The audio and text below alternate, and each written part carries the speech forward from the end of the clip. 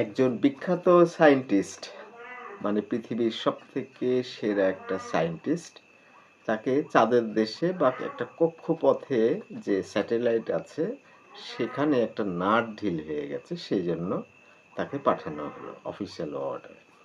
কিন্তু অন্যান্যরা ভাবলো যে এইটা তো খুব খারাপ কাজ হলো, এই ইঞ্জিনিয়ার তো পাগল ধরনের একটা ইঞ্জিনিয়ার, গর্দভ, সেই ইঞ্জিনিয়ারকে পাঠানো ঠিক হলো না, সে তো নাট টাইট করতে পারবে না। এরা চিন্তায় পড়ে গেল। ওই সায়েন্টিস্ট অফিসিয়াল অর্ডার পেয়েছে, গেল।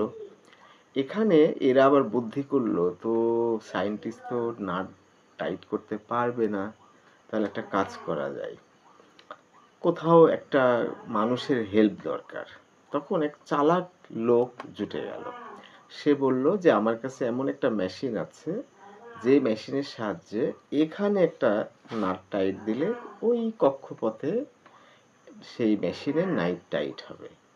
সেই কাজটা করতে হলে তার কাছে মেশিনটা একটা বড় অঙ্কের টাকা দিয়ে কিনতে হবে। সেইটা কিনলো এরা, কিনে এখান থেকে নাটটা টাইট দিয়ে দিল। আর ওই সব থেকে বিশ্বের সেরা যে সায়েন্টিস্ট সে চলে আসলো। এরা তো জানে যে আসলে আমরাই ঠিক করেছি, ওই সায়েন্টিস্ট পারেনি। তার বেশ কিছু বছর পরে আবার নাট টাইট দেওয়ার দরকার হলো, তখন এই সায়েন্টিস্টকে আর নেওয়া হলো না। ব্যাপারটা তখন সে বুঝতে পারলো, আসলে আমি যে নাট টাইট দিয়ে আসছি এরা কেউ বিশ্বাস করেনি। তারা নিজেরাই নাট টাইট দিয়েছে এই ভূখণ্ডে বসে। এটার মানে হলো যে গল্পের একটা মানে আছে, সেই গল্পের মানে হচ্ছে আমরা নিজেকে অনেক জ্ঞানী মনে করি, আবার কেউ কেউ আছে সত্যি সত্যিই জ্ঞানী। সক্রেটিস থেকে শুরু করে রবীন্দ্রনাথ, শেক্সপিয়ার, প্লেটো, অ্যারিস্টটল এরা মহাজ্ঞানী ছিলেন, কিন্তু এদের আচরণগুলো একেবারে গর্দভদের মতো, পাগলদের মতো।